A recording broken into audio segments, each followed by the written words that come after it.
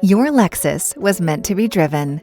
However, in some circumstances, you may find yourself driving less, which may result in mechanical issues if you are not following your recommended service intervals.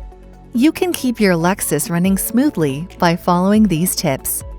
Every week, drive your vehicle for at least 20 minutes so moving parts get lubricated and the battery stays charged.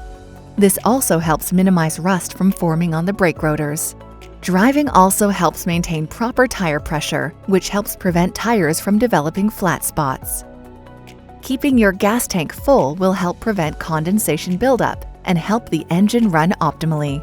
It is important to keep your recommended service intervals for your Lexus based on time or mileage, whichever comes first. Trust our Lexus Academy trained technicians to help keep your Lexus in peak operating condition so that it's ready to go when you are. Thank you for taking an inside look at your Lexus.